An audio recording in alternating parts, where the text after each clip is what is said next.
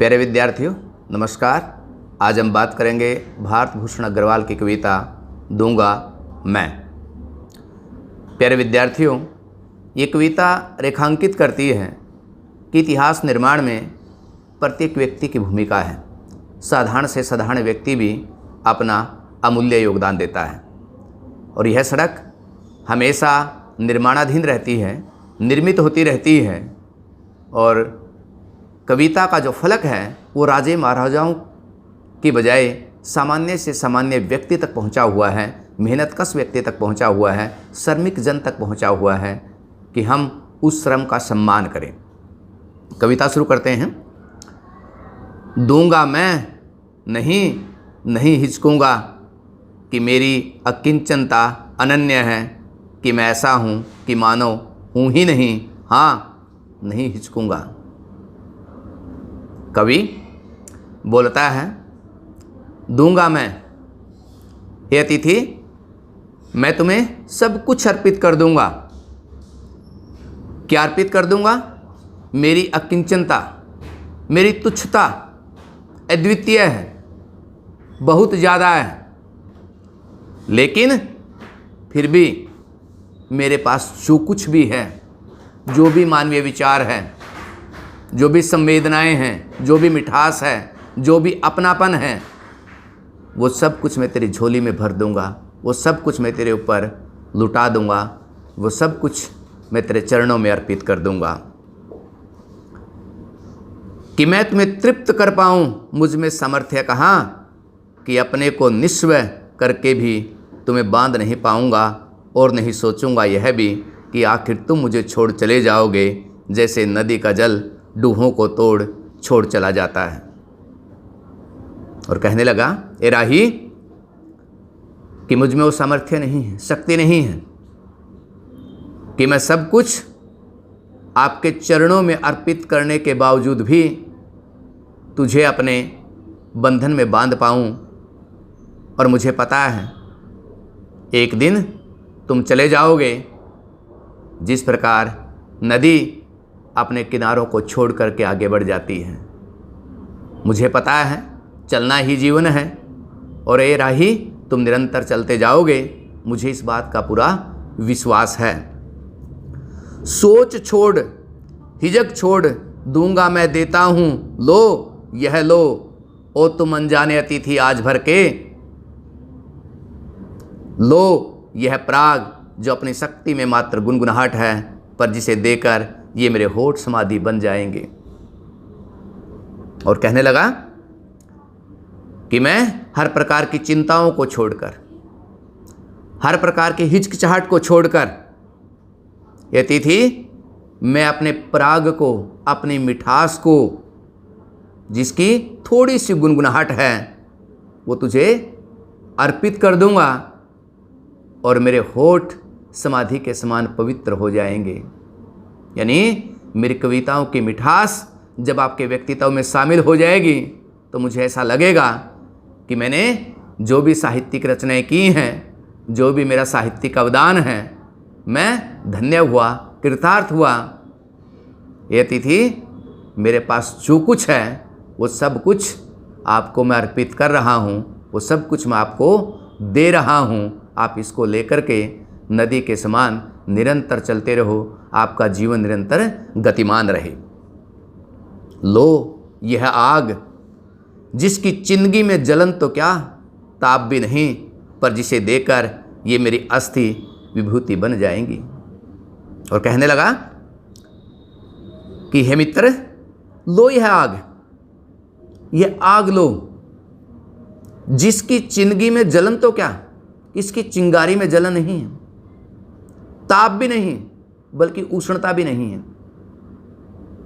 पर जिसे देकर, लेकिन यदि इस आग को आपने अपना लिया तो मेरी अस्थियां, मेरी हड्डियां पवित्र बन जाएंगी। ए राही, मैं अपने विचारों की आग आपको समर्पित कर रहा हूं, और ये आग जलाने वाली नहीं है, बल्कि ये आग निर्माण करने वाली है। यानी एक आग वो होती है जो सब कुछ समाप्त कर देती है, नष्ट भ्रष्ट कर देती है, और एक आग चूल्हे की होती है जो कच्चे अन्न को पक्के भोजन में तब्दील कर देती है। यानी जो चूल्हे की आग है वो रचनात्मक है, वो सृजनात्मक है। तो कवि कह रहा है मैं अपने विचारों को आपको अर्पित कर रहा हूँ, सर्वस्व अपना आपके ऊपर लौटा रहा हूँ। इसका अभिप्राय ये है कि ये विचार आपके व्यक्तित्व का निर्माण करेंगे, आपके अंदर एक नई सृजनशीलता का जन्म देंगे। आगे बढ़ते हैं। लो मैं देता हूँ अपना प्राग राग, आग है अपनी जो मैं हूँ, जो मेरा सर्वस्व है। और कहने लगा कि मैं देता हूँ प्राग राग, ये प्राग के कण, ये प्राग का सौंदर्य जो मेरा अपना है, बेहिजक देता हूँ, मुट्ठी पर मुट्ठी भर अपने को रीता कर देता हूँ। तो लो तुम ओ अतिथि यह सेवा स्वीकार करो। हे अतिथि, ए राही, जो कुछ मेरे पास है वो सब कुछ आप अपनी झोली में समेट लो। जो भी मेरे पास अपनापन है, जो भी मेरी मिठास है, जो भी मेरी आग है, वो सब अपने व्यक्तित्व में शामिल कर लो। और महत्वपूर्ण बात कहने लगा, भूल कर भी इससे तुम्हारा काम नहीं चलने का। बहुत महत्वपूर्ण पंक्ति है कविता की, लेकिन केवल इसी से काम चलने वाला नहीं है। यानी यदि तुम लंबी यात्रा पे निकलना चाहते हो तो अपने पाँव की मांसपेशियों को तुमने खुद ही मजबूत करना पड़ेगा। हाँ, मैं उस दिशा की ओर संकेत कर सकता हूँ, उस दिशा की कठिनाइयों की ओर बता सकता हूँ, उस दिशा की वैचारिक यात्रा में मैं आपका सहयोगी हो सकता हूँ, आपका सहयोग कर सकता हूँ, लेकिन चलना तुम्हारा काम है। तुम अपनी राहों के खुद ही अन्वेषी हो। देता हूँ क्योंकि तुम मेरे द्वार आए हो और मेरे पास है देने को अपनापन। देता हूँ क्योंकि मैं जानता हूँ तुम मुंह अंधेरे से इस गली के घर घर के द्वार द्वार पर दस्तक दे देकर थक गए हो। हे मित्र, मैं सब कुछ तुम्हें समर्पित करता हूँ। मुझे पता है कि तुम सुबह सुबह से इस गली मोहल्ले के प्रत्येक घर घर के द्वार पे जाकर के उसकी सोंगल खटखटा रहे हो और किसी ने तुम्हारी आवाज़ को कान नहीं दिए हैं, किसी ने तुम्हारी बात को सुना नहीं है, लेकिन मैं तुम्हें समझता हूँ, मैं तुम्हें जानता हूँ। साथियों, यहाँ तुम समझ सकते हो कि कवि वहीं पहुँचता है जिसको कोई तवज्जो नहीं देता। कवि की सार्थकता यही है, कवि की शक्ति यही है कि जो चीज़ें दुनिया की नज़रों से छूट जाती हैं, कवि उन नज़रों पर पैनी निगाह रखता है, उनको पकड़ लेता है, उनको अपनी कविताओं में तवज्जो देता है और वही आगे चल कर के मनुष्य को उसकी कमज़ोरियों के बारे में बताती हैं, उसके अभावों के बारे में बताती हैं, उसकी ओर संकेत करती हैं कि हमें इस प्रकार की दुनिया बनानी है जहाँ प्रत्येक व्यक्ति को, प्रत्येक छोटे से छोटे नागरिक का भी हम सम्मान कर पाएँ, उसके भाव और विचारों तक हम पहुँच पाएँ। भीतर थी चहल पहल, राग रंग गूंज समारोह की, पर किसी ने सुनी नहीं तुम्हारी वह खटखटाहट, क्योंकि सब ने सोचा कि तुम तो भिखारी हो, दीनहीन याचक परोपजीवी। और कहने लगा कि सारी दुनिया अपने खुशियों में डूबी हुई थी, अपने ख्यालों में खोई हुई थी, लेकिन तुम्हारी बात पर किसी ने ध्यान नहीं दिया। क्यों नहीं दिया?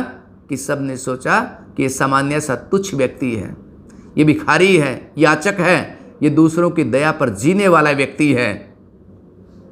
लेकिन मैं जानता हूँ कि छोटे से छोटा व्यक्ति भी इस दुनिया का महत्वपूर्ण है।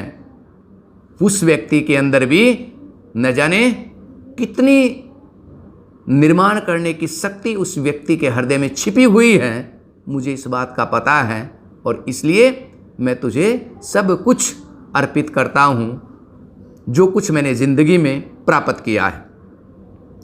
पर मैं पहचानता हूँ, कवि कहने लगा कि पर मैं पहचानता हूँ कि तुम अतिथि हो, तिथि से परे हो, इतिहास हो। दूंगा मैं, इतिहास हो। ये इस कविता की सबसे महत्वपूर्ण पंक्ति हैं, या ये कहें कि इस महत्वपूर्ण शब्द हैं इस कविता के, कि इतिहास हो, यानी हर व्यक्ति इतिहास निर्माण करने की शक्ति रखता है, उसको पहचाना जाए, उसकी भावनाओं का सम्मान किया जाए। कवि हमारे सामने बार बार इस कविता में ये रेखांकित करना चाहता है, कोई भी जो व्यक्ति है, कितना ही छोटा क्यों ना हो, लेकिन उसकी जो अदृश्य शक्ति है वो मानवता के लिए न जाने कितना फ़ायदा पहुंचा सकती है, कितना लाभ पहुंचा सकती है। मुझे यहाँ पर अब्दुल बिस्मिल्लाह का उपन्यास समरशेष के नायक की वो पंक्तियाँ याद आ रही हैं। इतिहास केवल राजे और महाराजाओं का नहीं होता, इतिहास सामान्य व्यक्ति का भी होता है। जब हर रोज़ लड़ता है, झगड़ता है, वो परिस्थितियों से टकराता है, जूझता है, हारता है, लेकिन फिर भी चला जाता है। अर्थात हर व्यक्ति जो छोटे से छोटा है, जो श्रमजीवी है, जो मेहनतकश है, जो लगातार अपनी परिस्थितियों से टकरा रहा है, उस व्यक्ति का सम्मान होना चाहिए, उस व्यक्ति को इतिहास में जगह मिलनी चाहिए। और बहुत बार कहा जाता है कि जो कुछ इतिहास में छूट जाता है वही साहित्य में दर्ज होता है। धन्यवाद साथियों। अब मैं आपको बताऊंगा व्याख्या के लिए कुछ महत्वपूर्ण बातें। सबसे पहले कवि का नाम, फिर उसकी कविता का नाम, और फिर कविता का मुख्य संदेश, ये व्याख्या में आना चाहिए। काव्यगत विशेषताएं। कवि ने इतिहास निर्माण में सामान्य व्यक्तियों की भूमिका को रेखांकित किया है। प्रयोगवादी शैली है, मुक्त छंद का प्रयोग है, अभिधा शब्द शक्ति की व्यंजना पूरी पंक्तियों में फैली हुई है, साहित्यिक खड़ी बोली का प्रयोग है जिसमें सहजता एवं सरलता का गुण विद्यमान है।